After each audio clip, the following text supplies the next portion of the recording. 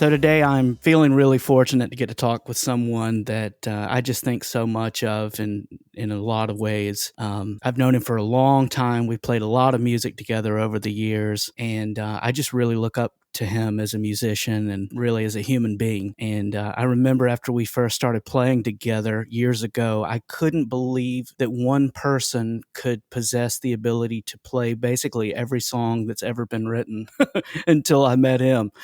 And golly, what a piano and keyboard player. And as they say, he can sing harmony with a squeaky door.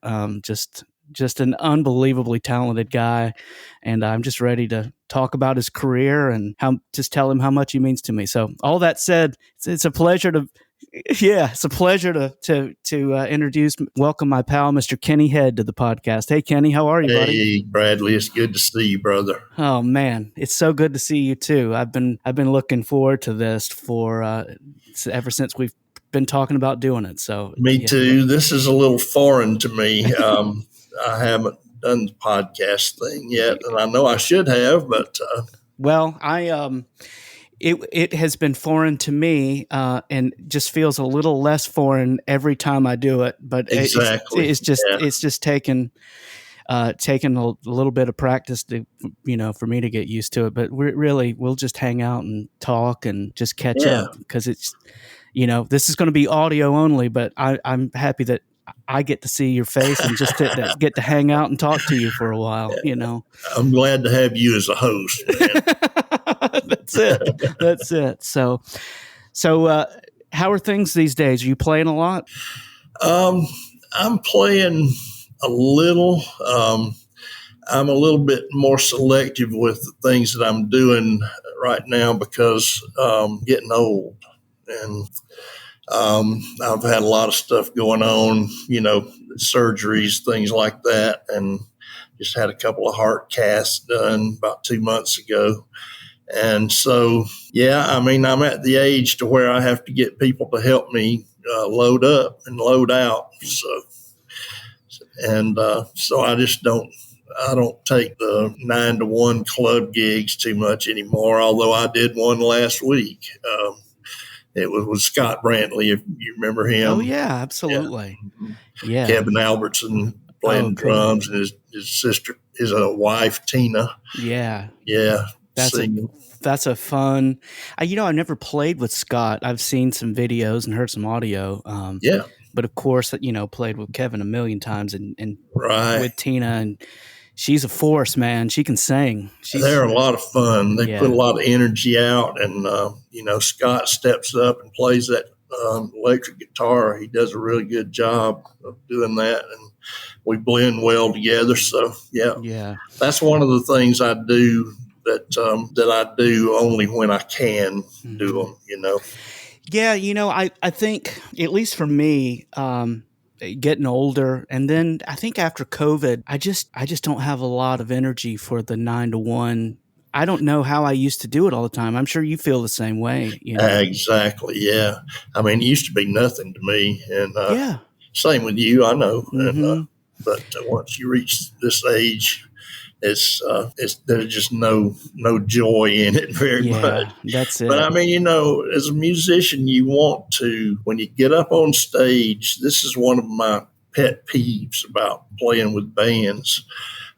Somebody in the band will get up on stage and have a beef with somebody else. Not necessarily a band member, maybe their wife or whatever. Mm-hmm. I try to leave that all behind me when I go up, because, you got to concentrate. You got to make people enjoy it. And it's kind of hard to do when you're thinking of killing someone.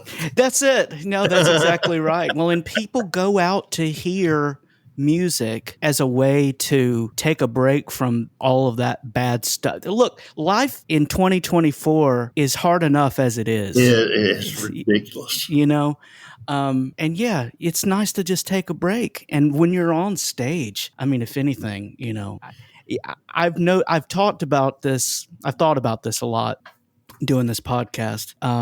One of my biggest regrets as a musician is that I wish that I could go back and enjoy the gigs that I played over the years more looking back on it, because I don't know if I took it as seriously as I should have. Right. Do you know what I mean? Oh, we're all guilty of that. We are. You know, sometimes I guess it's an ego thing, and sometimes it's well, maybe somebody on stage needs to bring a little more talent with them. You Yeah. know, Yeah. Yeah, that's it. And just like, as we were just sharing before we got on here, I spent a lot of time playing gigs over the years where I would drink and yeah, me too, I man. wish that I could go back and not do that as much. And Me too. Me too. it's just, but I suppose everything in life is hard to look at through the rearview mirror, and Of course, yeah, yeah. you know. Oh man, I mean, I've got so many regrets that I don't know. I couldn't count them all possibly, but yeah, I mean, the playing thing is kind of our identity. Mm-hmm. And, I've seen you belt out songs when we were way over the line. And I think I've done in kind most of the times. I know there's a lot of times that I had, who was it? Beethoven said, to make a mistake is nothing, to play without passion. Right. That's Excuse it. me. Right. Yeah. That's. And so I always try to do that whether I'm drunk or sober. Yeah, that's it. That's it. No, that's it. And I will say this to you: some of my fondest memories in my life of getting to make music have been shared with you. Oh man, bless your heart. That just means so much to me. It does, because it's the same here. I mean, I just know what you're feeling. I can tell what you're feeling by what's coming out of you. Mm-hmm. And not everybody you can reach in and see that, but I've always been able to see it since day one, which was 24 years ago. Yeah, 24 years ago. Wow. Yeah, I think I kind of have these big like watershed moments in my life as a musician, and I think when I had a whole new level of inspiration as a singer when I started getting to sing with you playing, because Really? you just inspire me to try to sing better than I do when I'm playing with you. You reciprocate with that too. You really do. You make me play better, and I want to not play too much, and I want to, when I do play, I want you to look at me and smile, and I love that. I love that. Yeah, I love showing people that I appreciate what they're doing. Yeah. As long as I see that they're trying to do it as best they can, that's it. Great. And that's it. And you actually you kind of have to learn from everybody, even the not so good players. Yeah, that's exactly it. Yeah, there's always room to learn something in any situation you're in. Yeah. Yeah. Whether you're on stage with the best that there is, or maybe not, So exactly. Yeah. I'm trying. So I think you and I met each other. Did we meet through playing with Wayne Hill? Is that how we met? I've been trying to remember how you and I. No, our first gig was in Macon at the Whiskey River. With Darren Robbins. With Darren, yes. And I forget who was on drums. He was pretty good. Anyway, that was a watershed moment, because when I first met you, you were so young looking. You looked like you were about 14. And you said, I'm going to be playing bass and singing with you guys tonight. And I'm like, oh, really? Well, we'll see about that, right? Oh, man, it just blew me away. Golly. Man, well, I felt the same way. It was just like love at first sight. We started playing, and I'm like, oh my, what is this? Yeah. Yeah. Well, thank you. Yeah. Yeah, and then you're right, and then Wayne Hill, and then with Wayne Hill, and yeah, and of course we have to talk for a little bit about Mr. Mark Inslee. Oh man, Golly. Yeah, I know. One of my best friends from way back, Mark and I started playing in John Barry's band when he was still in Athens and before he got his record deal. I guess it was about February of '87 because my son was 5 or 6 months old. And he, I mean, he was a big guy, huge guy, and just the funniest man on the planet to me. Oh, absolutely. He could just crack you up. And at his memorial service, I told people, I said, he could disarm the angriest of people just by communicating with. Yeah. He could. I mean, if you had just had the worst day of your life or whatever, he could turn that around quicker than anyone I know. Yeah. So I loved Mark. I did. God, I remember we played a bunch of gigs I think at the time it was called Little Texas in Cumming, Georgia. Yeah. And I remember us sitting backstage and him talking about eating a sleeve of Fig Newtons on the way home from the gig. Do you remember that? I remember it well. I was like hurting, laughing. He was so funny. I know. He just comes out with stuff like that. Yeah. It's crazy. Yeah. And just groove and just sing. And what a singer he was. I know it. The good ones go young. Yeah, man. He did anyway. Yeah, and, he was so good.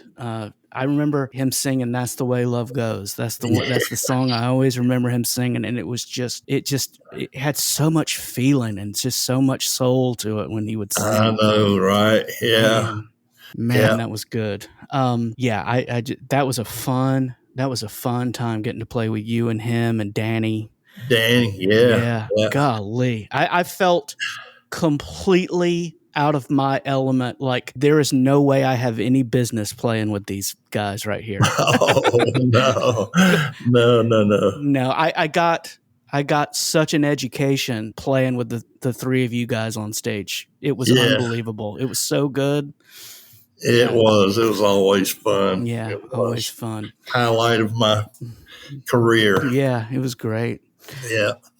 So I want to go back. I want to maybe go way back, and because and it's funny. As many times as we've played, we've talked some about when you started playing, but we haven't talked too much about it. And I'd like to just kind of find out. Okay. Are you from the Athens area? No, I'm from Columbus, Georgia area. Oh, okay. And I started playing when I was about 3 years old. My mom actually was taking piano lessons when she was pregnant with me. So we believe that I soaked up all the knowledge through osmosis. I believe it. I believe it. That's awesome. But she taught me how to play the first Noel when I was 3.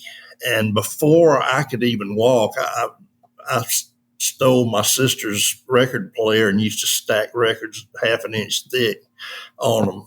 And I would dare anyone to get near it if they were thinking of breaking one, I mean, a lot of kids would come over and they'd break one of my records.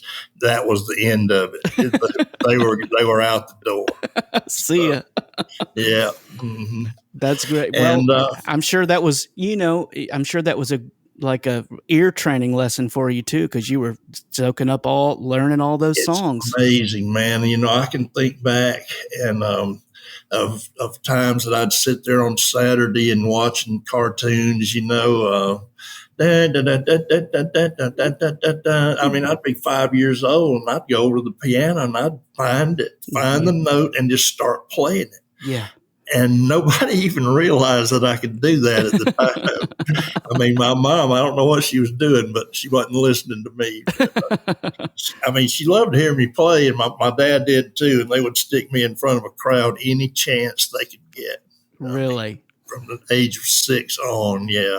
We actually had family members coming in from out of town to witness this. Really? Yeah, my dad was over the moon about it. Of course, he probably would have preferred that I be a doctor or a lawyer, but I had to let that go. Well, it's one of those things that, some people choose their career, and sometimes their career chooses them. And I think that's what Mine happened to definitely you. chose me. Yeah. Yeah. Yeah.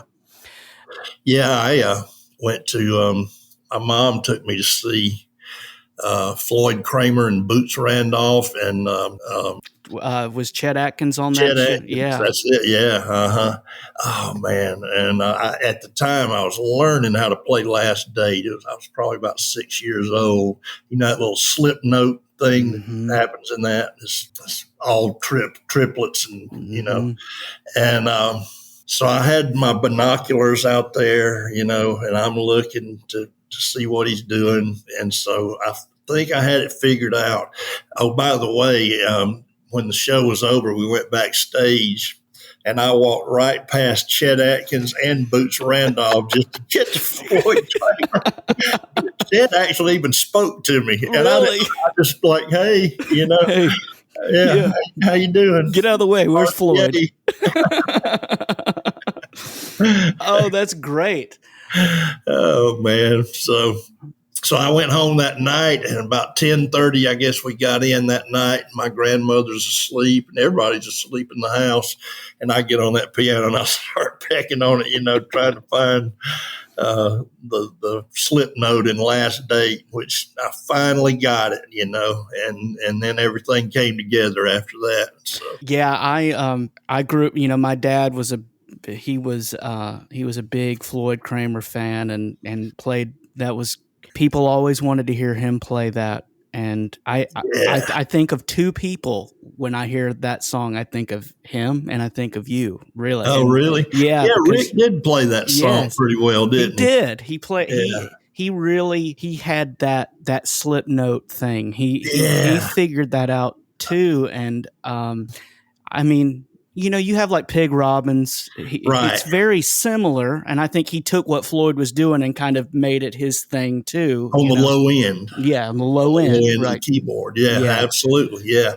But Floyd Cramer should be known. He should be known for that because he used it in ways that no one had done before him, really. And yeah, I agree, and I think that as we're like, and he played on all those great old country songs, and you hear yeah, like on an instrument like an acoustic piano that can't bend notes or anything. He found a way to kind of mimic a steel guitar or an yeah, electric guitar with the way he phrased those note bends. yeah. It gives the piano a kind of a fluid thing. Hmm. Yeah. Yeah. Yeah, you can sort of see the waves going up and down. Yeah, Yeah, absolutely. Yeah, we had a turntable in our dining room when I was growing up, and that was back when you could buy, people like him or Boots Randolph. And a lot of people, they did those TV commercials where you could buy instrumental albums and them playing pop yeah. songs. And Uh-huh. and we had like this whole big thing of Floyd Cramer playing all of these famous country and pop songs from like Gospel this tunes, a lot of gospel gospel tunes. tunes. Yeah. Yeah, And I would put some of those on, and I remember even as a kid, and I played piano a little bit, just marveling at how it's just a different thing, right? it sure is. Yeah, Yeah. it's the walking up from the five, or I know people don't understand that. Some people don't, but the walking part too. That and Pig Robbins really got that going and making it prevalent in the '60s country Yeah, absolutely. stuff. Yeah, And you're just so unbelievably diverse in playing different styles of music and being it's one thing to be to play piano really well, but then it's a whole other thing to know what to and what not to play as like a B3 player, right? right. It, Absolutely. B3 is like fewer notes, I would say, than maybe if you're going to play piano. Who were some of those influence you were listening to as an organ player, as a keyboard player? Wow. I'll have to think about that. Greg Allman was good at just throwing in stuff, and that's really all I do with an organ. And unless it's an organ song, then I probably won't touch the piano. But if I'm Hmm. touching both, then I don't think I'm doing as good a job as I could. But because it's two totally different. ways of playing. You kind of ride up to a note on an organ and ride off of it.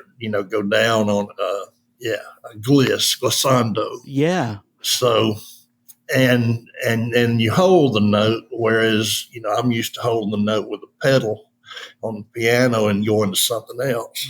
Right. So yeah, I mean, will it go around in circles? The fifth Beatle, Billy Preston. Billy Preston, yeah, man. And I mean, there's just a ton of them. They don't come to mind right now, though. It's weird. Well, and I just hear, like I said when I was at the beginning, I don't know if I've ever, and we'll talk.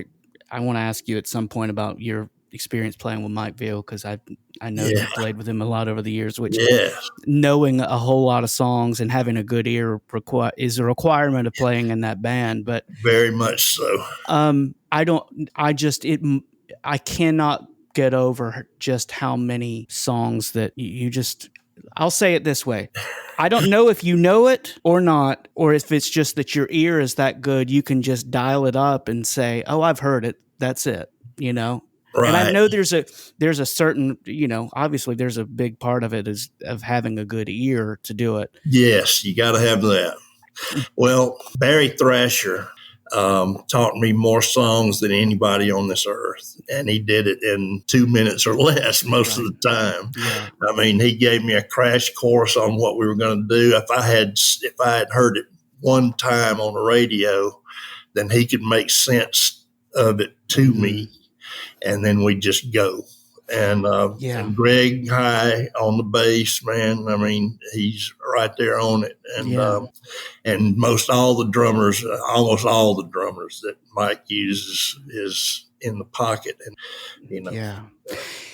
it's and for people that are listening that may not be from Atlanta, Mike Veal is a singer that's been singing in around town for forever. And he's like, I mean, it's probably the best band in Atlanta, Georgia, maybe one of the best bands in the Southeast. And you just never know what you're going to hear when you go hear that band. And that's right. And it is absolutely going to be something that you've not heard any other band even attempt to play. Yeah, that's true. When I play with Mike, we take a little bit of a detour off of some of the, the Queen things and stuff like that, because the harmonies, I just can't get those harmonies. It's a lot to deal with. I know a lot of Steely Dan songs, as you know, and they do a lot. They do practically all of them. Yeah. So.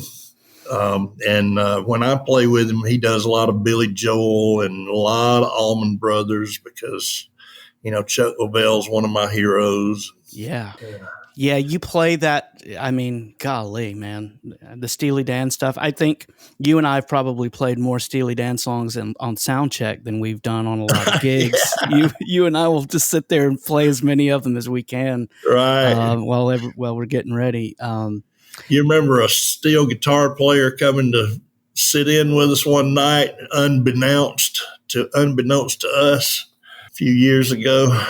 Don't even, you know who he is. But anyway, he thought we were going to play country all night long. And we did one at Steely Dan song after another. And I felt terrible for him, he was trying his best, but I think I remember just looking over and saying, this song has all the chords in it, to just plan on playing all the chords in it. Yeah. And that's what that's what I love about those songs, is that they're so complex, but they feel so simple. That's right. Yeah. There's so much going on with them, but it's just based around a groove, right? That's right. And you have to play within that groove or it's not going to sound right. That's it. That's exactly right. Gosh, I forgot about that. Yeah. And looking back on it, I do remember feeling a little uncomfortable about that. And he's a great steel player. He was a great steel player always, Yeah. Yeah. But I mean, if anybody could have hung in, it would have been him, I guess. Mhm. But we didn't even do the songs that Steely Dan used steel guitar on, Right. you know? Right. Yeah, exactly. Yeah. So Yeah. it was like we were getting it for him, you know. Right. Yeah. He's in for it tonight. Yeah. Yeah. We should have done Razor Boy or some of those songs that I know, man. That's some great steel and all that. great steel guitar. I'm trying to remember who that was that played on those original cuts of those, but good grief. They're so Yeah. good. Boston Rag. Yeah, that's right. Oh, that's a Yeah. good one too. Yeah. So much good steel guitar in those tunes. Yeah. Yeah, man, that's good. So when did you make the move from Columbus? Were you gigging a lot down there already, or did you move up before I was then? gigging quite a bit, but I talked some other guys into moving down to the Tampa Bay area with. Really? Yes, I got 4 guys, mostly from Alabama, Montgomery area, Dothan, Mm-hmm. and this buddy of mine that we pretty much started out doing a duo and trio in Columbus when I was 14. So that's when I started playing in clubs and restaurants, Army post, parties, things like that. Yeah. So 14 was it, man. I mean, I had a fake ID and I never had to use it. I looked old all my life, I guess, after I was 12 or 13. I went from I looked like a child up until the moment I started looking like an old man. It's like there was like no in between. There was an in between. You remember it? Yeah, you looked so young that first night I saw you that it took me aback a little. No, I know. I've seen pictures of back around that time period. I'm like, I look like I'm in high school. It's crazy. I started to ask you for your ID. You should have. You should have. Where were you playing in Tampa? We played all over. Our first gig, we had a house gig at the Holiday Inn in Clearwater Beach, right downtown, and one of the bartenders used to windsurf to work. We thought that was the coolest thing. I was like 19 when I moved down there. And, we had a great band. Robert Thornhill is a wonderful singer. I mean, he's right up there close to you, brother. As a matter of fact, we actually won one of the Marlboro Country Roundups in Okay. as just a 2-piece against 7 and 8-piece bands. Wow. This was when I was in my 20s, I guess. That was long before I met you. But yeah, and he's great. I mean, we don't get together enough, but when we do, we're always playing. And both his sons play amazingly, Yeah. They're both doctors. One's becoming a medical doctor, and they're all wonderful people, Yeah. So I recorded an album of their own songs. I guess it's about 7 or 8 years ago, and it came out great. But Robert he always had another career, He worked as a kind of a psychologist for the state. Oh, wow. And so he does gigs normally just by himself around Montgomery. Anyway, we all got down to Tampa and we played for about 2 years down there and all up and down the coast. I had a great time. I don't know how I lived through it, to tell you the truth. It was amazing. What of it you remember, right? Yeah. I used to go when I was a kid. We spent a lot of time down the St. Pete Beach area. Yeah, me too. When my dad was alive, we used to go down there and see the farm team baseball teams play. Cincinnati Reds. And I got all those guys' autographs. I don't know what happened to my baseballs, but that's great. And he rarely went on vacations with us, but when he did, we'd usually go to St. Pete Beach. Yeah. And I lived in Indian Rocks Beach. We found a place out there that was just unbelievably nice. It's a cottage, with those roll out Florida windows. Oh, yeah. Yeah. I haven't been to St. Pete Beach in many years, but I've heard that it's really grown up a It lot. has grown. Oh man, Yeah. I used to go see the sun go down over the Gulf from my bedroom window, and now there's a condominium in front of it. So, well, actually, the house was torn down, but there would have been a condominium had I been there now. Well, it's like everywhere else, you know, developers will just find a place to put more stuff to sell any any spot that they can find, you know. That's right.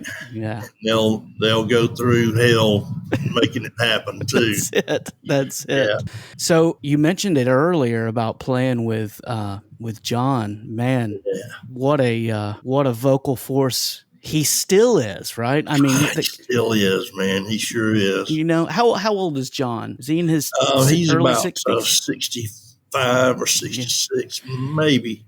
Well, he's just a year or so older than me. He just, and you know, I mean, a lot of singers as we get older, that's just the harder it is to maintain. I think he's getting better from what I'm hearing. It's just unbelievable how well he can still do it. Well, you know, he could always sing higher in a higher register when he was tired or his voice was going out. He could sing better in the high register than he could the low. So that worked in his favor a lot because he always sang up in that high register. Yeah. And the band, of course, you know, Mark Inslee was the drummer, and Michael Steele, who plays with Randall Bramlett, Yeah. and Chuck Leavell. He plays with all these people. Man, There is just wonderful. Mike is one of my heroes as a bass player and as a backup singer because he's such a great harmony singer like yourself, and he's better than me. well, you're pretty stinking good, man. You know, I just love the way he plays, and I can't imagine how good that band was back in the day when you guys were playing around that area. Because I'm sure you guys played all kinds of stuff that would showcase John singing, right? Absolutely. Well, I mean, you know, John would step off stage every now and then and let Mark and Mike sing, or Bill Pappas. You know, we used to do some stuff like "Angry Young Man" by Billy Joel. Cool. And Root Beer Rag. That's on my Facebook homepage of me doing Root Beer Rag back in about 92 with John and them. I will. I'll go find that and maybe try to drop some audio of that into the episode so everybody can check you out playing. Yeah, that's cool. We happened to record that live, and it came out really well. So, oh, that's great. I was proud of it. I can't do it anymore. So, yeah, that's man. That I played something years ago when we did Angry Young Man. That's all that Billy Joel stuff is so demanding for the piano. Yeah. I mean, I liked all this stuff, most all of his stuff, but to do some of those songs, you know, that was a head raiser. So yeah. Do you practice a lot, or back in the day, did you practice a lot, or would you just work a lot of that stuff out on the gig? Well, with Mike, you never knew what you were going to play from night to night. So I just went in blind with that. I just tried to eat my Wheaties that day and make sure that I was on it, because he looks back and just says, "You'll feel it." And yeah, it's like 1, 2, 3, okay, yeah, and but yeah, it's different playing with different bands, and I like doing it because it keeps me sharp. Yeah. You know, those kind of gigs keep you very sharp. And I do practice some at home. Here lately, I kind of have to, because I'm forgetting a lot of stuff. And, you know, I'm doing a lot of solo gigs in country clubs and things like that. I have to get dressed up, but I don't have to move anything. So you just walk in and sit down at their piano and go. Play, and, you know, and they love it. These country club people, they want to hear some "Killing Me Softly" and all that stuff, you know, and Dan Vogelberg. And so, yeah, I'll go over that stuff a lot, and just to keep sharp on it. You know, McAnally. Oh, yeah. I think you and I played a handful of gigs years ago where some private parties where you played piano and I sang, and we would just go and sit Yes. down together. And man, what a treat that was to just get to Yes. just to Always. sing, and with, like the biggest safety net in the world underneath you when Kenny Head's playing piano with you. You can do whatever you want. Oh man, well, thank you. That's very kind. Yeah, it's great. I think there's something to be said about, you're developing one muscle by learning the material ahead of the gig, but there's also something really nice about having to play it on the fly if you don't On know the it. fly, that's Yeah. right. Well, yeah, and there again, the ear is the key there. Yeah. Because you picture notes as like a staircase, Yeah. going up and coming down and stuff like that. And I try to teach my students that. Some of them get it and some don't, but music can be, you can visualize music if you think about it and you don't overthink it. Yep. That's what most students do. They overthink it and then they crash. They can't. They just lose it. Yeah, there's nothing worse than getting in your own way when you're trying to play, That's right. That's right. And of course, after all these years, I've learned how to not do that, and I've learned how to fake it. With Mike especially. I mean, I'll just not play until I know what I'm about to have to do, and then I'll come back in. You want to play all the time. I don't know why people are so adamant about not ever taking their hands off an instrument. You know what I mean? Oh, I absolutely do. Yeah. I absolutely do. And I'll take it a step further and say one of the things that I love about getting to play with you, of course I love it as a singer, but I also love it as a bass player because you understand your role and what that role is and what that role is not. And again, I'm not going to mention any names, but I had in a situation years ago where I was on stage with someone, certainly was not you, a keyboard player, and I looked over at the guy on stage and said, "Hey, do you think maybe I could be the bass player tonight?" Right. Yeah. know, and because a lot of keyboard players get very left hand heavy.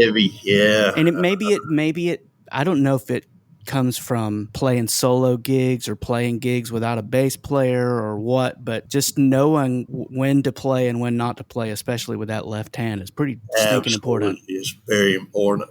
I normally play fourths, fifths, and octaves with my left hand, but I don't try to do it over or whatever. Yeah, but it happens.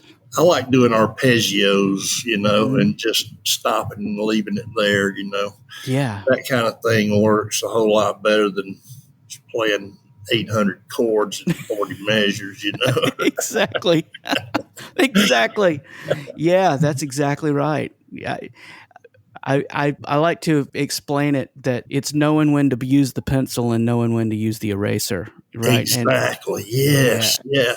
I'm always thinking, what would sound nice in this particular segment of the song or whatever, but that doesn't mean I'm going to go do it right then. That's it. You have to keep your professionalism about you, and it sounds busy outside of where, even on stage, you usually don't realize the person that's committing the crime doesn't know what he's doing or whatever. And so yes, I've learned a lot of lessons over the years from people like you, and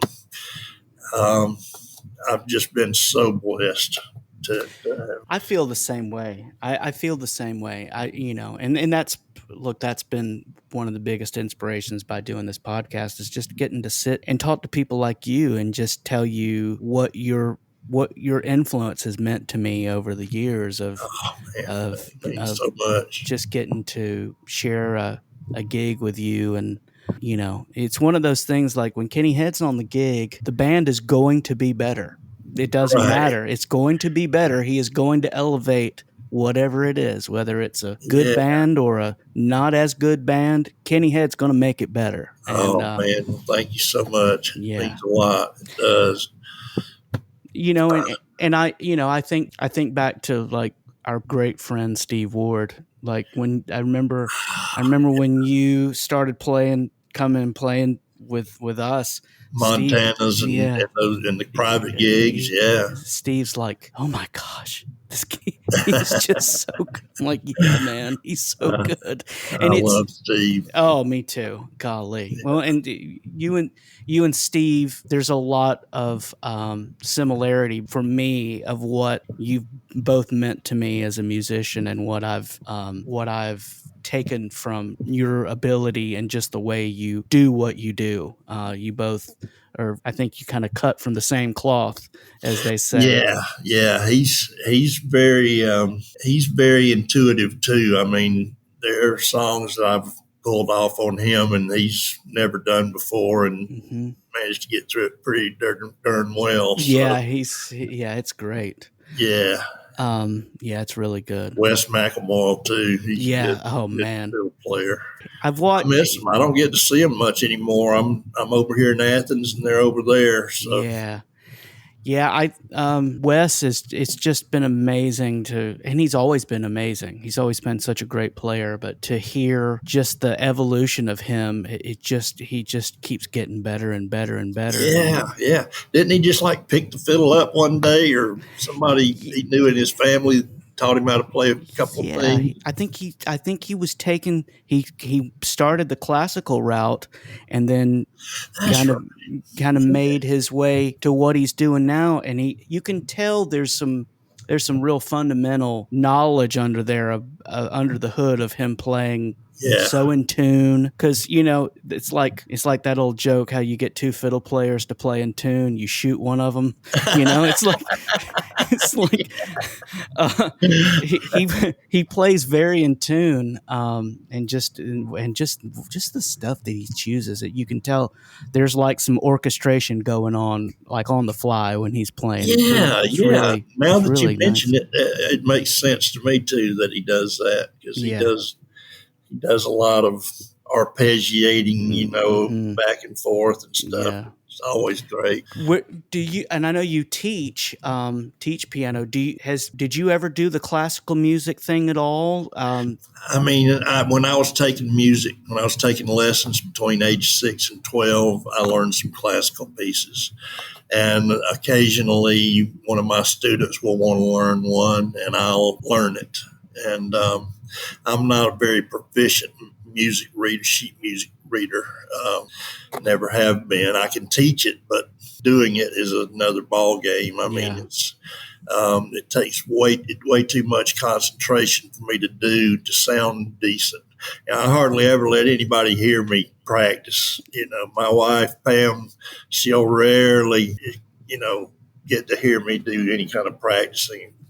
Of course, I'm doing a thing this weekend. I'm having a woodshed on a bunch of songs, so I got to work. And Yeah. but I'm a little bit of a stickler about that because I sound kind of ridiculous to myself, and I don't like to do that with other people. Well, and there's nothing like playing with people that show up unprepared, right? And Oh, I know, right? Yeah, yeah. it's We've both seen each side of that, right? I'm sure. uh-huh. Oh yeah, Yeah, absolutely. Yeah, yeah. it's But I mean, classical music is something that doesn't keep my attention very long. So I'll do the ones that they want to learn just so I can teach it to them. But I mean, most of the time I do a lot of ballads and things like that are, in the 50s, 60s, 70s, things like that. I love to do. I won a bust of Mozart when I was 7 playing Tara's theme from from Gone with Gone the with Wind. the Wind. Yeah. And it was a pretty intense thing for me to, at 7 years old, to get up in front of that many people and try to pull that song off.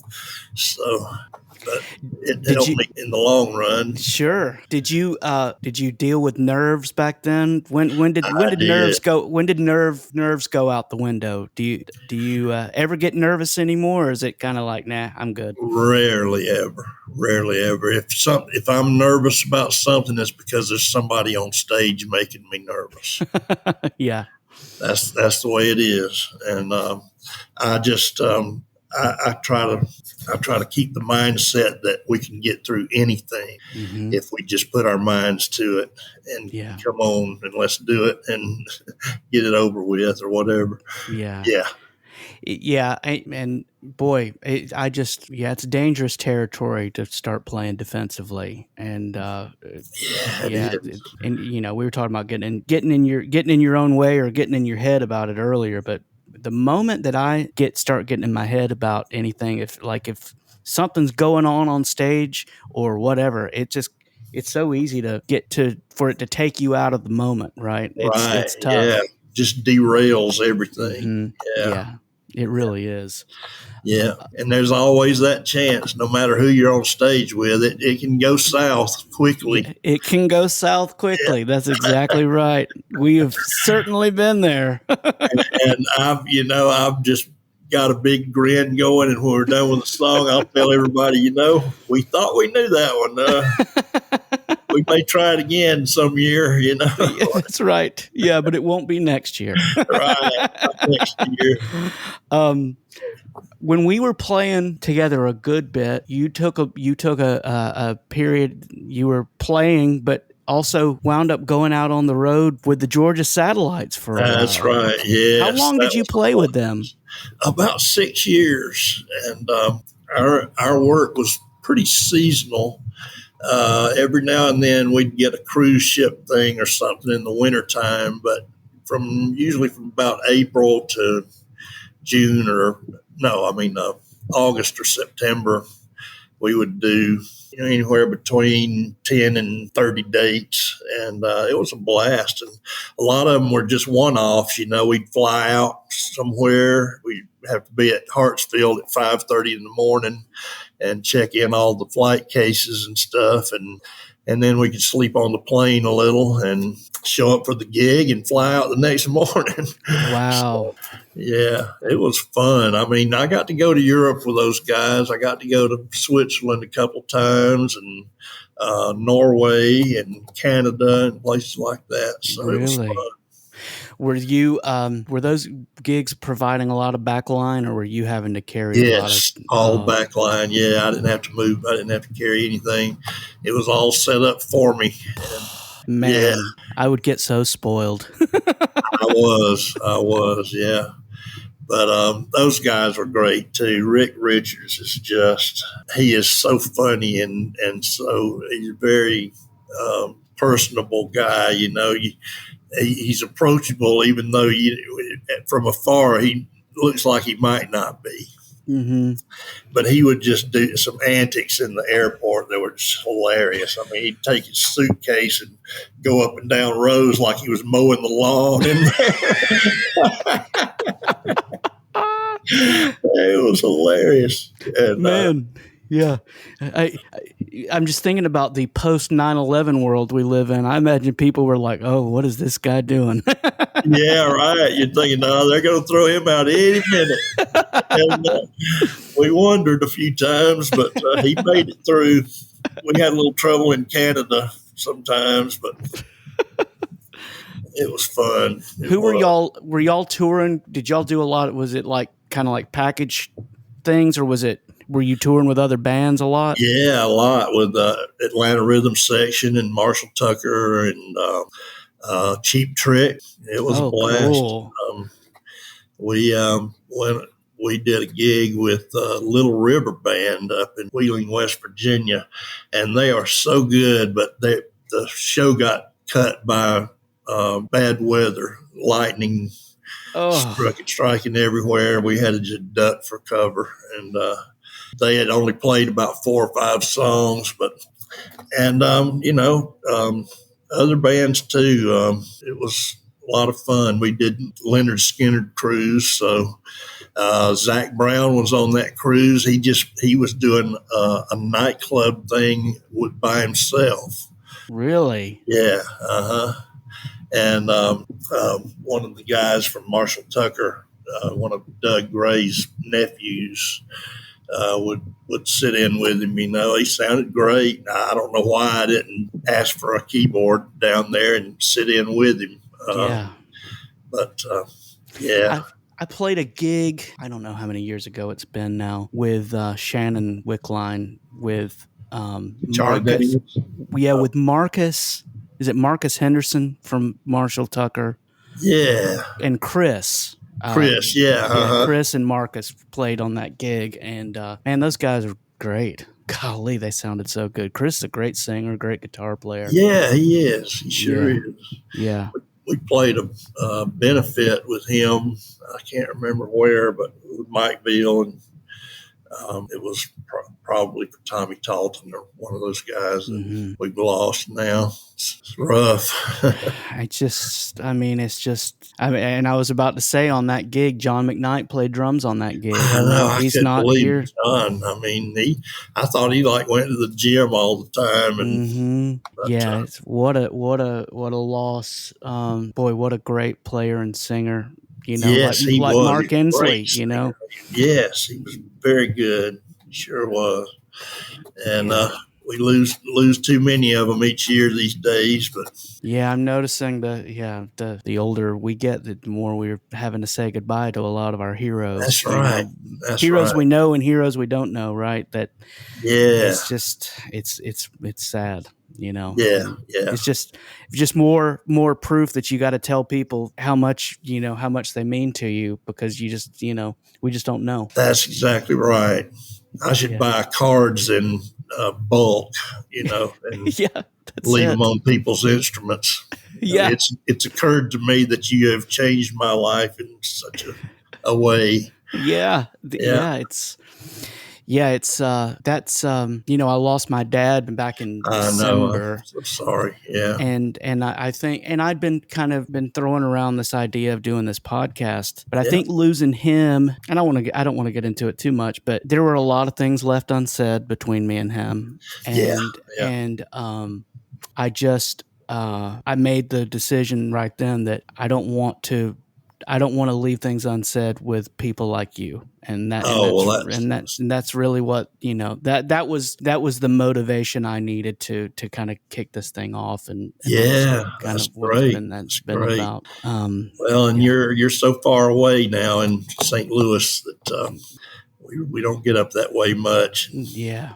I mean, I think about you all the time, and I had to cancel on that Savannah wedding, right? A couple of months ago. I hated that.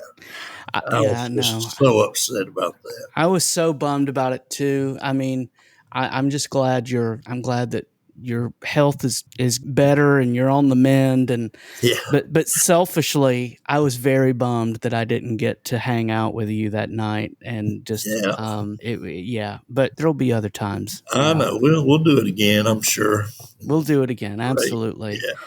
And I love, and one of the things that we haven't talked about much today is that, I love the way you play, but what an amazing harmony singer you are too. And that you just find the part and go, and it's not, you make it sound a lot easier than it actually is. Right. Thank you. Like I said, my ear is exceptional, and I know that. I know I'm very blessed with an ear for music. So I just take my ear and say, I hear a chord there, and I'm going to play the third or the fifth of it, sing the third or the fifth of it, and jump in there and try it anyway. That's it. So most people, I try to teach. I can't teach people how to sing because I'm barely can touch it myself. But what I've come to understand all these years about music theory is you have to be able to keep the one of the song, and the song the key is in, basically, in your head at all times in order to sing harmonies. Really. I agree. Yeah, Yeah, yeah. absolutely. So Yeah, and you know, and there are times where, especially if you're listening to a lot of like duo stuff, like I think back like Leuven brothers and things like yeah, that. yeah, You know, that harmony part is kind of moving around the melody, but then you have like, for me as like a teenager, the biggest, I would say one of the biggest influences for me as a harmony singer was Crosby, Stills and Nash. That's what I yes, always loved. And it's typically it's two voices moving a third and a fifth with yeah, the melody. And exactly. I really enjoy that, the I way do that too. the David way Crosby was a genius about that. He never absolutely. wanted to do a straight chord with his vocals. He wanted to do a suspended something or another, Yes. a ninth or a Yes. whatever. He was great at it. Yeah, I those guys, whew, boy, that was yeah, I just it was like this whole world opened up the first time I heard them and then really started listening to them and yeah, I've Yeah, me too. yeah, it's just it's great. Great music and yeah, and I agree with you. David Crosby does not get the credit that he probably deserves as Nope. what a mind for writing and performing music. Yeah, I know it. Yeah, he was very good. I'm sure he was hard to deal with and, all that stuff. But Yeah, yeah, that's what I hear. I think it's sad that I think he kind of burned a lot of bridges he did, in yeah. his life, Yeah. and yeah, I what a talent though, man, oh man. They launched Jackson Brown's career, basically. I mean, Hmm. they just got in everybody's faces about him until they started listening. And boy, he let them have it. Yeah. Yeah, and then they were all on his albums doing harmonies and stuff. Yes. So Yeah. I mean, and then you listened. I mean, golly, the stuff with Joni Mitchell, the stuff with James Taylor, they're singing all over that I stuff. know it. I know it. Yeah. God, I love Joni Mitchell. I wish I could find a female vocalist that knew a lot of Joni Mitchell stuff around here because I just love to play it, but just nobody can sing it, I know, and boy, talk about those chords. That all the way she Yeah, wrote those chords. There's a lot of stuff yes, going on with those that's with those right. tunes. There's some songs that are even more simple than you hear it as yourself, but they're a lot more complicated. Yes, yeah, Yeah. yeah, yeah. Just what an Both amazing sides talent. now. Remember that song, Both Oh Sides yes, Now? She yes, hardly ever got out of the key of D the whole time she was playing that song. But yeah, it's the nuances that she would do with her voice and just add an extra note in that guitar and made it work. yeah. I love that. I love it too. Yeah, I just and I listened to her early on, but I think in the past few years I've really dug into listening to her more, and I'm just amazed. And I don't know if you've listened to it, but Herbie Hancock did an album of Joni Mitchell songs Really, I that have not is heard that. that is just out of this world. If you should listen to it if I you will. yeah. It'll be Some on instrumentals. Spotify. Yeah, it has some instrumentals and then he does some stuff with some singers and it's just it's amazing. It's so good. Well, thanks for Um sharing that with me. yeah, absolutely. What do you listen do you listen to music when you're not playing gigs? I mean, Oh I know yeah, that's probably a silly question, but I know a lot of times when I'm last thing I want to do is to hear a song if I'm in the car on the way home from playing a gig. right. On the way home, I may or may not be listening. On the way to the gig, I'm warming my voice up with Emmylou Harris and people like Mm-hmm. that. Ricky Skaggs, all these people that you can hear, the separate harmony lines, and Yes. you bring your voice up to it, and then you start bringing it up harder, and using your diaphragm and all that. If I don't do that, then my harmony won't be that great that night. So, Yeah, when talking about that gig in Savannah, I really had to because I don't sing much anymore. I play a little bit, but I don't sing hardly at all. I had to uh spend some time for a few weeks in the car, just kind of getting back. It's amazing how you lose it if you don't do it. if I quit playing for 3 weeks, man, I'd be so mad at myself for one thing because I'm having to break it back in, and Yeah, I can't go without playing for any length of time and stay proficient at it. So. Yeah. Yeah, I've started playing some here in St. Louis with a band. It's a fun situation for me because they do everything everything under the sun, from Stevie Wonder to Merle Haggard and everything in Nice. between.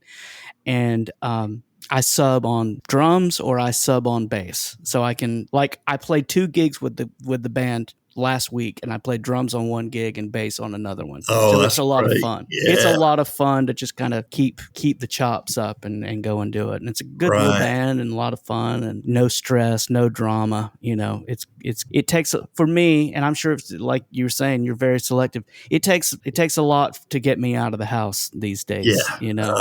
Yeah. And it's not dealing with a bunch of bozos. I get it. Yeah. They're out to get women, or whatever. They're or just whining and dining somebody out there, but they're singing like crap. And oh, what's the deal? Yeah, what's the deal, man? Yeah, it's so. Yeah, it's a fun. It's fun, but I miss playing with all my Georgia buddies like you, like we yourself. miss playing with you, man. We sure do. I hope you find some good players in St. Louis, because you need to play all the time, and you don't need to get rusty. I met this guy through someone that I know that lives in Atlanta, and I have not gone out and tried to meet players or anything, but at some point I think I probably will, and try to play a little bit more. Because I do miss it, but I miss the people I played with more than the music that I got to play with them. You know what I mean? Yeah. Absolutely. I love playing music with you, and I love playing music with Steve Ward or Mark Mundy or George Sandler or whoever. But the best part was getting to show up and hang out with you guys. Yeah, that's the highlight of it. Oh, absolutely. Yeah. We've always got along well with each other, and not really anything that you couldn't say to me or whatever that would upset anything. Yeah, that's it. And so it's a wonderful thing. It is. It is a wonderful thing. Well, Kenny Head, this has been a long time coming and an absolute treat. And I just want you to know how much I love you to death, and just how much respect I have for you in every way you can imagine. Yeah, Brad, I feel the same way, buddy. I miss you. We've got to get back and do some playing, and I'd love to do that. And you've pretty much introduced me to a lot of guys that I've been playing with for years, Jim Wood and all these people. And,